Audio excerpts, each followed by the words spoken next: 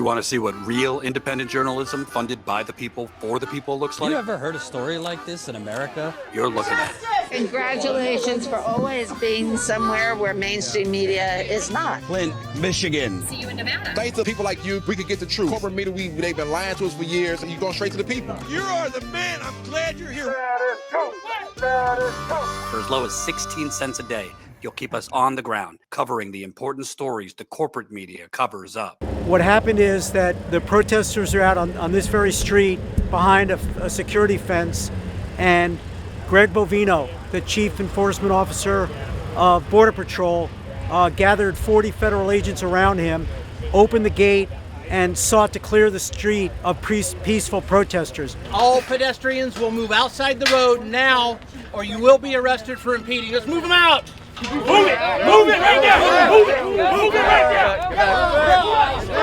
Move! Outside the road! Outside the road! You proud? You don't own Outside that. the road! You don't own that. Outside the road, sir. Do not touch nobody. Shame on you! Shame on you! Shame on you! I was backing away, and after backing away and realizing that I might have been the only one left in the street, cleared the street and ran off the street and down this road, and eventually came to a fence where I couldn't go anywhere, and I was detained by the federal authorities.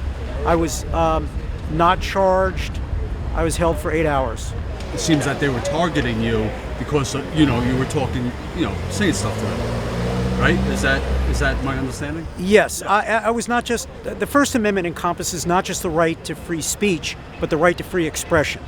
And I turned my body away from the federal agents and pretended, but didn't actually, lower my pants while bending forward with my backside to the agents. I was also calling out Greg Bovino by name and using derogatory and guttural and vulgar words about him and his agency. So I was specifically making statements which Mr. Bovino may have found offensive, but I was not impeding, obstructing, or committing any crime whatsoever. Right. Hey, motherfucker, I'm talking to you.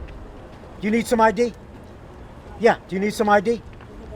Here you go. Here's your ID, man. Take the shot. Go ahead, fucker. Come on, take the shot. What, are you a little afraid? Come on. Hey, Bovino fucker. Bovino fucker, here, come over, talk to me. Here, bring some of your troops. Come on over. You want to fight me, Bovino? Bovino, you want a little show? Come on. Talk to me. Before I got inside, I was put in a vehicle.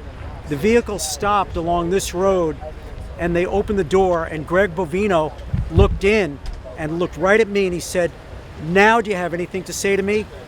And I didn't respond, but that boisterous effort by the head of Border Patrol struck me as an effort to make me bow down, if you will, to his authority, to demonstrate his authority. When I came inside, I have to say honestly that I was treated with respect. I was given water. We were given dinner, being detained. But our conditions were not the same as the conditions of the immigrants. Me and approximately 8 other people that were arrested were kept in a separate room that was fairly large. It was relatively comfortable. There was a toilet. We had water. As I said, they gave us dinner, and I was allowed to make a phone call. So the conditions that I experienced, I think, were dramatically different than what immigrants who are arrested, the way they're treated. I'm Tricia McLaughlin. I'm the Assistant Secretary for Public Affairs at the Department of Homeland Security. Is DHS really arresting the worst of the worst? I'm glad the internet is asking this question because we absolutely are. ATF, Border Patrol, ICE, and the FBI.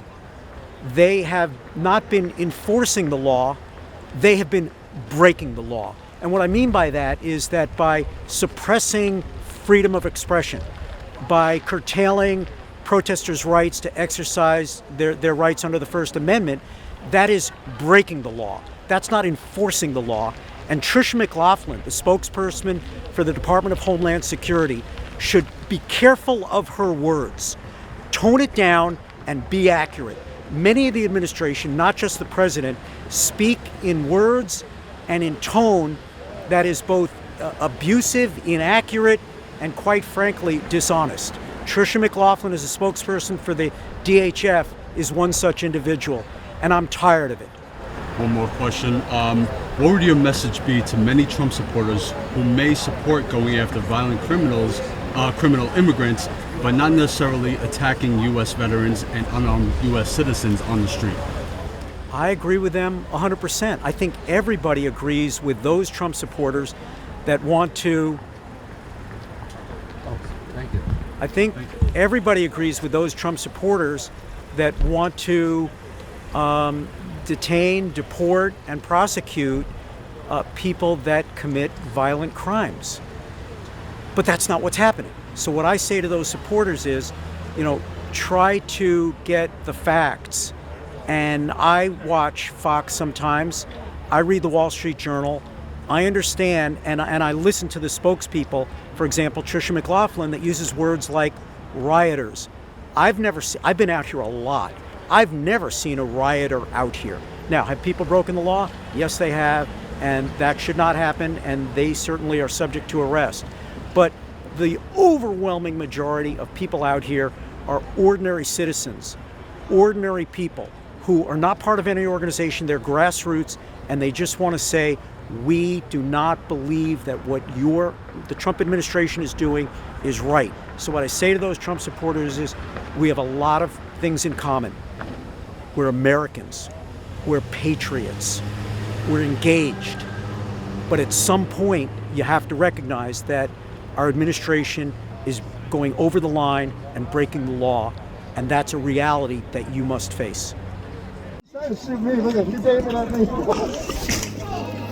No other news outlet in America is in the trenches across the country like Status Coup. For over 2 weeks, we've been on the ground in Chicago covering President Trump's invasion of the Windy City. Trump's ICE and Border Patrol have violently unleashed tear gas, stun grenades, rubber bullets, flashbangs, pepper balls on unarmed protesters and our own reporter and cameraman. The federal government is sending one more fuck you to the residents of Chicago. I think I'm all right. Let's get back out there. While other journalists hang in the back avoiding the violence, we've been on the front lines covering what the corporate media covers up. A protester made contact with a vehicle in Chicago. They hit me going about 25, 30. I was tossed in the air. Beyond Chicago, we've also reported on the ground in Los Angeles, New York, Washington, D.C., and down in Florida at the Alligator Alcatraz torture camp. We're independently funded, and this on-the-ground reporting takes a lot of resources. To stay out there, we need your help. For just 16 cents a day, you could become a supporting Status Coup member, helping to fund this critically important on-the-ground reporting. Does this feel like America to you? No, not at all. I was born and raised here. We are not a fascist state. The future's really scary. We are absolutely disgusted about what's happening in our country. What the fuck is going on? How did it get this bad? Either we all together create the justice journalism required in this moment, or we allow fascism to grow amidst a journalistic darkness. It's up to you, folks. 16 cents a day.